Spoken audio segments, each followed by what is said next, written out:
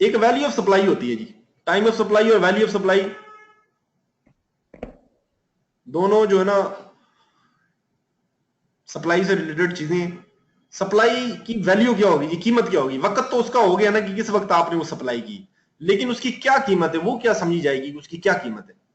अब इसमें सेक्शन वैक्शन जो लिखे हुए हैं वो चाहे आप भूल भी जाएं, लेकिन मोटी चीज आपके जहन में याद होनी चाहिए। ये वैल्यू ऑफ सप्लाई जो है ना, ये है consideration of money inclusive of duties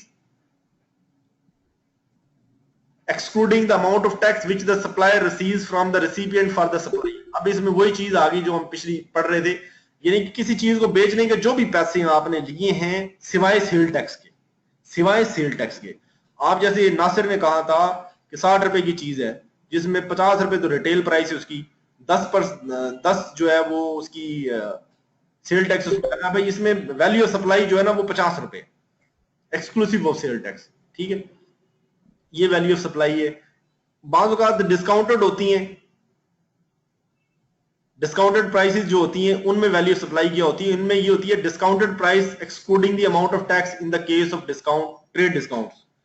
यानी कि इसमें भी ट्रेड डिस्काउंट्स हमारे लिए वो ट्रेड डिस्काउंट नहीं होती, हम उसको भी शामिल करते हैं। अगर कोई गुल अहमद वाले कहते हैं ना 70% ऑफ पे हम चीज बेच रहे हैं, तो हम कहते हैं भाई आप 70% ऑफ पे बेचते रहे भले, हमारे लिए ये 70% ऑफ जो आपने की हुई है ये भी इसकी वैल्यू ऑफ सप्लाई है। और इस पे अगर आप एक 2000 की 2200 रुपए की चीज जो है 1100 रुपए में बेचनी है, तो जो 1100 रुपए आप कह रहे हैं आपने डिस्काउंट दी, हमारे लिए ये 2200 कीमत, इसी पे सेल टैक्स चार्ज होगा। इसी तरह जहां पे चीजों की वैल्यू असरटेन करना मुश्किल हो जाए, चीजों की वैल्यू ऐसी हो, स्पेशल नेचर होती है ट्रांजैक्शंस की, वहां पे मार्केट फेयर मार्केट वैल्यू जो है ना उसकी वो प्राइस कंसिडर होगी, वैल्यू ऑफ सप्लाई कंसिडर होगी, ठीक है। जब चीजें आप इंपोर्ट कर रही हैं, नीचे ये टॉपिक है छोटा सा कि जब आप इंपोर्ट करती हैं तो जब चीजों की जो इंपोर्टेड आइटम्स उनकी वैल्यू क्या होती है, वैल्यू ऑफ सप्लाई क्या काउंट होगी?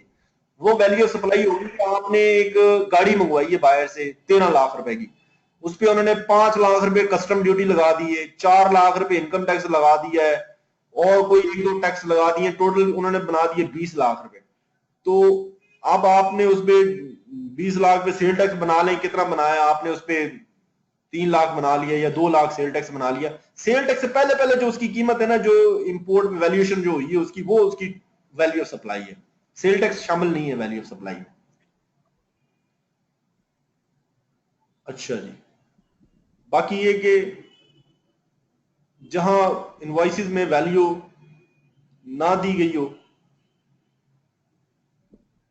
जहां पे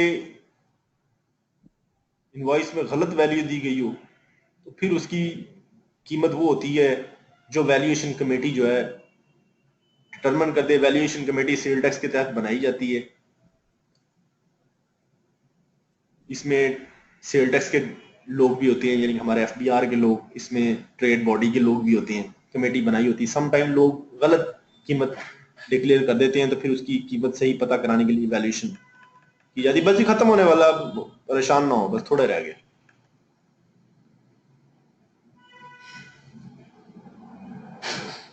ये भी आपको कंफ्यूज करेगी, इसको जरूरत नहीं पड़ेगी आपको इस्तेमाल करने की।